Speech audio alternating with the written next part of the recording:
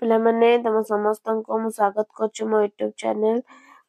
तो +2 second year arts पिला माने तो जो मनकर कोन पॉलिटिकल साइंस व राजनीति विज्ञान अछि तो पिला माने तो तम मनक पई नेसी गोटे VST हम आलोचना करबा बहुत गुरुत्वपूर्ण तो निहाती भाबरे नहले कोन पई आनथांती तम मनक पई तो गुरुत्वपूर्ण जेहेतु तम मन पई नेसी तो हम परीक्षा जेते हम निजको टेस्ट करबा सेते हमर भलो हबो एवं एग्जाम बहुत भलो से हबो। तो चलो हमें स्टार्ट करिया वीडियो देखिया पूर्व चैनल नुआ सब्सक्राइब कर दबा बेल आइकन को दबाई दबा नुआ नोटिफिकेशन पे लाइक शेयर कर दो। तो देख तो पिला माने प्रथम क्वेश्चन कोन दे आलोचना करबा 21 टा जेतु तमरा MCQ।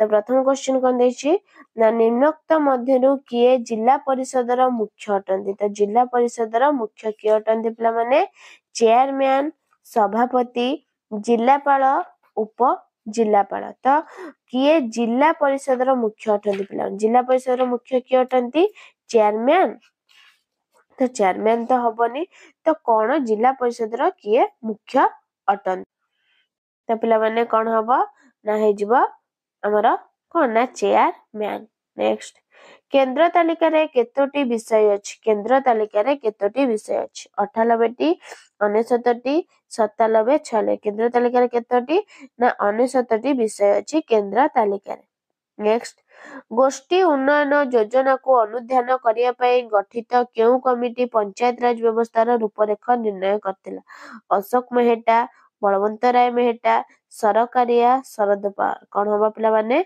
बलवंत राय मेहटा। नेक्स्ट निम्नोक्त मध्यरु किए निरापत्ता परिषदर स्थायी सदस्य नुहे चीन सोवियत रूस भारत अमेरिका के पिला माने ना भारत किए ना भारत। नेक्स्ट निम्नोक्त मध्यरु केउटी संघीय राष्ट्र नुहे इंग्लैंड अमेरिका कनाडा भारत संघीय राष्ट्र किए नुहे ना इंग्लैंड संघीय राष्ट्र नुहे। नेक्स्ट जुग्म तालिका रे केते गोटी विषय अछि 51 टी 52 टी 61 69 ई जुग्म तालिका रे केते विषय अछि पिला माने ना 52 टी विषय अछि कोठी ना जुग्म तालिका रे 52 गोटी विषय रहिछि। परवर्ती क्वेश्चन देखिबा को देछि तो परवर्ती क्वेश्चन को देला राज्य तालिका रे केतोटी विषय अछि पिला माने राज्य तालिका रे केतोटी विषय अछि केतोटी 60 टी 61 टी ना 62 टी ना 64 राज्य तालिका रे केतोटी विषय अछि ना राज्य तालिका रे 61 गोटी विषय अछि। नेक्स्ट पंचशील नीति को आधार करी निम्नोक्त केउ देश सहित भारत संपर्क प्रतिष्ठित पाकिस्तान चीन नेपाल भूटान कौन हबा पिला माने ना चीन कौन ना पंचशील नीति को आधार करी निम्नोक्त केउ देश ना चीन भारत सह संपर्कित। नेक्स्ट भारत एक बहुवादी समाज होइथिबारु एठारे आंचलिकतावाद और जातीयतावादर परस्पर डैश हेबा उचित सहयोगी बा परिपूरक विरोधी बीतस्पृह शत्रु कौन हेबा ना सहयोगी बा परिपूरक। नेक्स्ट आंचलिकतावाद और सांप्रदायिकता डैश एकता प्रति एक विपद अटे अंतर्जातीय जातीय धार्मिक सामाजिक कौन हबो ना जातीय आंचलिकतावाद सांप्रदायिकता केउ एकता ना जातीय एकता प्रति विपद अटे।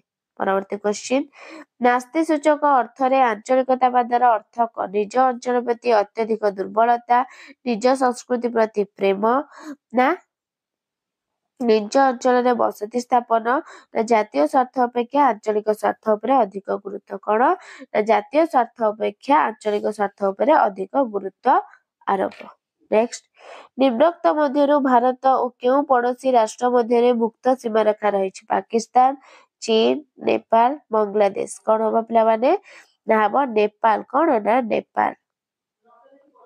नेक्स्ट काश्मीर को नहीं भारत और केउ देश मध्यरे सीमा विवाद रहिछि चीन पाकिस्तान बांग्लादेश नेपाल केउ देश रहिछि ना पाकिस्तान काश्मीर को नहीं भारत और पाकिस्तान देश मध्यरे कौन ना सीमा विवाद रहिछि। नेक्स्ट तिब्बत अंचल को नहीं भारत केउ पड़ोसी राष्ट्र मध्यरे विवाद देखा चीन पाकिस्तान श्रीलंका बांग्लादेश कौन हबो ना पाकिस्तान कौन ना तिब्बत अंचल को नहीं भारत चीन हाँ भारत चीन पिला माने एटा हबो पाकिस्तान सॉरी भूल गला चीन तिब्बत ଅଞ୍ଚଳ ଭାରତ ଚୀନ। ନେକ୍ସଟ, ମିଳିତ ଜାତିସଂଘର ସର୍ବପ୍ରଥମ ପ୍ରୟୋଗକାରୀ କିଏ? Franklin Roosevelt, Jawaharlal Nehru, Winston Churchill, James Shotwell. କଣ ହବ ପିଲାମାନେ? ନା ଫ୍ରାଙ୍କଲିନ ରୁଜଭେଲ୍ଟ। ନେକ୍ସଟ, ତିବ୍ବତକୁ ନେଇ ଭାରତ କେଉଁ ପଡୋଶୀ ରାଷ୍ଟ୍ର ମଧ୍ୟରେ ବିବାଦ ଦେଖାଦେଇଛି? ଚୀନ, ପାକିସ୍ତାନ, ବାଂଲାଦେଶ, ନେପାଳ। କଣ ହବ? ନା ଚୀନ। ତିବ୍ବତ ବନେଇ ଭାରତ ଚୀନ। ନେକ୍ସଟ, କେଉଁ ମସିହାରେ ଧରିତ୍ରୀ ସମ୍ମିଳନୀ ଅନୁଷ୍ଠିତ ହୋଇଥିଲା? 1990, 1992, 1994, ନା 1992। ନେକ୍ସଟ, ନିମ୍ନୋକ୍ତ ମଧ୍ୟରୁ କେଉଁଟି ଜଳବାୟୁ ପରିବର୍ତ୍ତନର କାରଣ ଅଟେ? ବିଶ୍ୱ ଉଷ୍ଣତା ବୃଦ୍ଧି, ହିମସ୍ରୋତ, ସାମୁଦ୍ରିକ ବରଫ, ବରଫର ଆବରଣ। କଣ ହବ? ନା ବିଶ୍ୱ ଉଷ୍ଣତା ବୃଦ୍ଧି। ନେକ୍ସଟ, ଭାରତ ଦ୍ୱିତୀୟ ଥର ପାଇଁ କେଉଁ ମସିହାରେ ପୋଖରାନ ଠାରେ ଆଣବିକ ପରୀକ୍ଷା କରିଥିଲା? 1990, 1992, 1996, 1998। କଣ ହବ? ନା 1998ରେ ଦ୍ୱିତୀୟ ଥର ପାଇଁ ପୋଖରାନ ଆଣବିକ ପରୀକ୍ଷା କରିଥିଲେ। ନେକ୍ସଟ, କେଉଁ ରାଷ୍ଟ୍ର ପ୍ରଥମେ ସିଟିବିଟି ସ୍ୱାକ୍ଷର କରିଥିଲେ ପିଲାମାନେ? ରୁଷିଆ, ଚୀନ, ଭାରତ, ଯୁକ୍ତରାଷ୍ଟ୍ର ଆମେରିକା। କଣ ହବ? ନା ଯୁକ୍ତରାଷ୍ଟ୍ର ଆମେରିକା ସିଟିବିଟି ସ୍ୱାକ୍ଷର କରିଥିଲେ।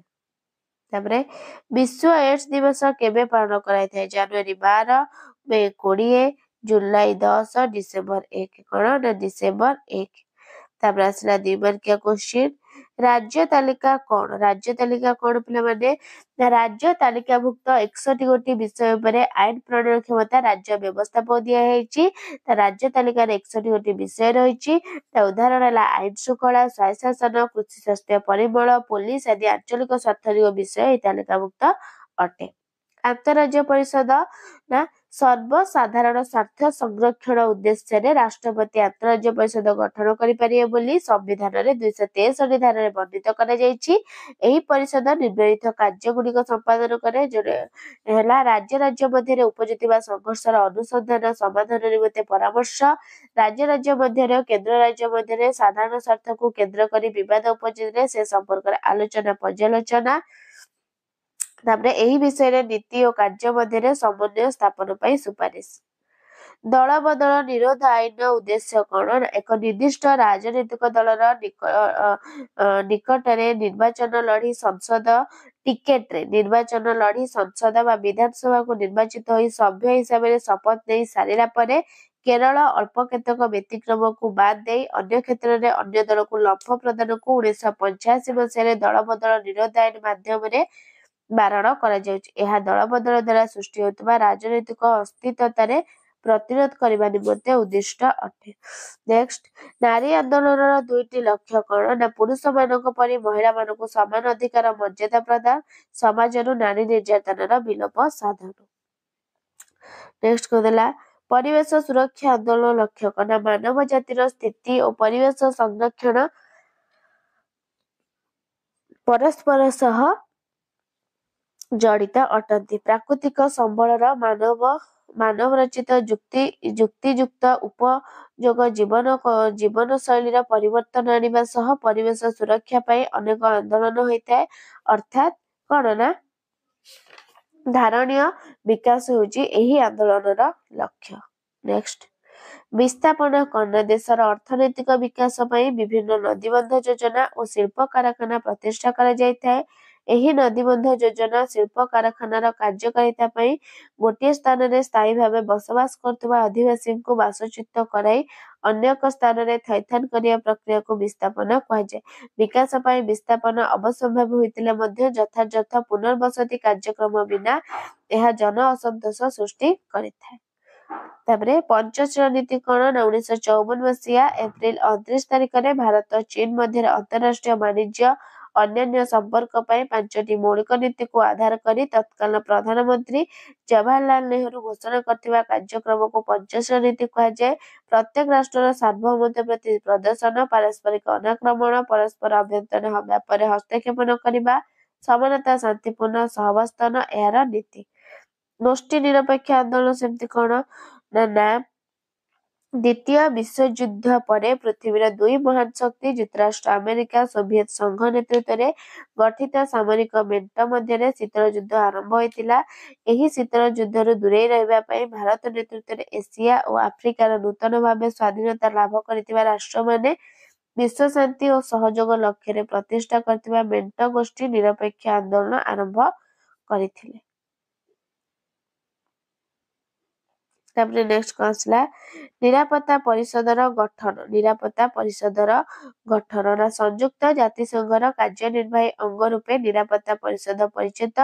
ଏଥିରେ 5 ଜଣ ସ୍ଥାୟୀ ସଦସ୍ୟ 10 ଜଣ ଅସ୍ଥାୟୀ ସଦସ୍ୟ ବ୍ରିଟେନ ଯୁକ୍ତରାଷ୍ଟ୍ର ଆମେରିକା ସୋଭିଏତ ରୁଷ ଫ୍ରାନ୍ସ ଓ ଚୀନ ସ୍ଥାୟୀ ସଦସ୍ୟ ଥିଲାବେଳେ ସଂଯୁକ୍ତ ଜାତିସଂଘର ଅବଶିଷ୍ଟ ସଦସ୍ୟ ରାଷ୍ଟ୍ରମାନଙ୍କ ମଧ୍ୟରୁ 10ଟି ରାଷ୍ଟ୍ର ଅସ୍ଥାୟୀ ସଦସ୍ୟ ଭାବେ ସାଧାରଣ ସଭା ଦ୍ୱାରା 2 ବର୍ଷ ପାଇଁ ନିର୍ବାଚିତ ହୋଇଥାନ୍ତି। ନେକ୍ସଟ ମାନବିକ ନିରାପତ୍ତାର ଗୁରୁତ୍ୱ କଣ ନା ଲୋକମାନଙ୍କୁ ଭୋକ ରୋଗ ବ୍ୟାଧି ଦମନରୁ ରକ୍ଷା କରିବାକୁ ମାନବିକ ନିରାପତ୍ତା କୁହାଯାଏ। ପ୍ରତ୍ୟେକ ବ୍ୟକ୍ତିର ଦୈନନ୍ଦିନ ଜୀବନଯାତ୍ରାକୁ ସାବଲୀଳ ଓ ନିରନ୍ତର କରିବା ଏହାର ଉଦ୍ଦେଶ୍ୟ। ଅଯଥା ସାମରିକ ନିରାପତ୍ତା ଉପରେ ଗୁରୁତ୍ୱ ନ ଦେଇ ସାମାଜିକ ଆର୍ଥିକ କ୍ଷେତ୍ରରେ ଉନ୍ନତି ଆଣି ଲୋକମାନଙ୍କୁ ହିଂସା ଅତ୍ୟାଚାରରୁ ମୁକ୍ତ କରିବା ଏହାର ଅନ୍ୟତମ ଲକ୍ଷ୍ୟ। ବର୍ତ୍ତମାନ ସମୟରେ ମହିଳା ଓ ସଂଖ୍ୟାଲଘୁଙ୍କ ସୁରକ୍ଷା ସହ ସ୍ୱାସ୍ଥ୍ୟ ସୁରକ୍ଷା ଗୋଷ୍ଠୀ ସୁରକ୍ଷା ଆଦି ନାନା ବିଷୟବସ୍ତୁକୁ ଏହାର ପରିସରଭୁକ୍ତ କରାଯାଇଛି।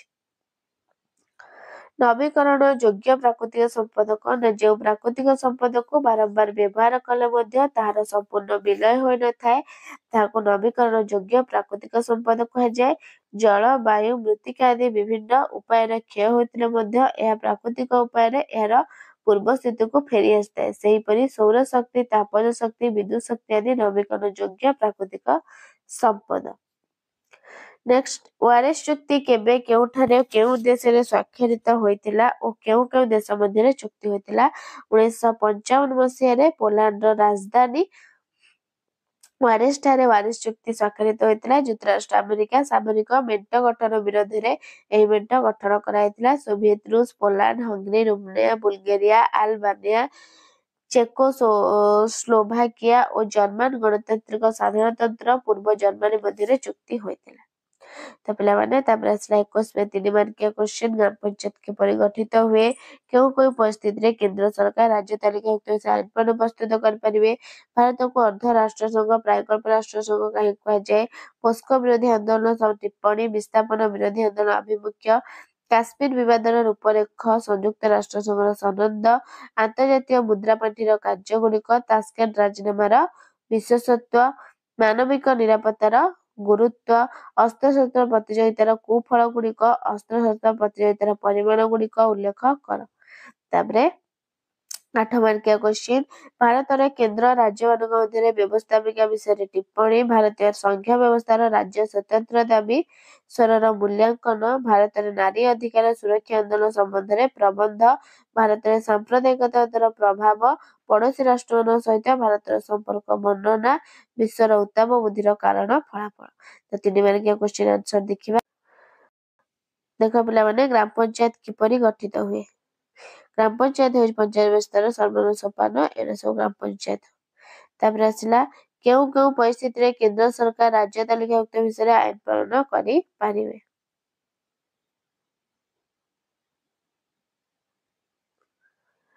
ତାପରେ ଭାରତକୁ ଅର୍ଦ୍ଧ ରାଷ୍ଟ୍ରସଂଘ ପ୍ରାୟକଳ୍ପ ରାଷ୍ଟ୍ରସଂଘ କାହିଁକି କୁହାଯାଏ।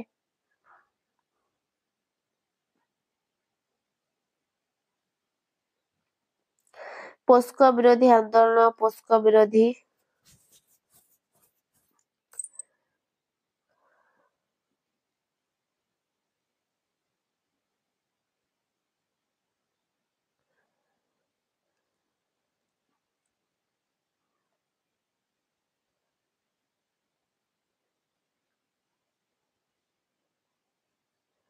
ବହୁତ ଗୁରୁତ୍ୱପୂର୍ଣ୍ଣ କ୍ୱେଶ୍ଚିନ ସବୁ 3 ମାର୍କିଆ ଏତିକି ଲେଖିଲେ 3 ମାର୍କ ତମର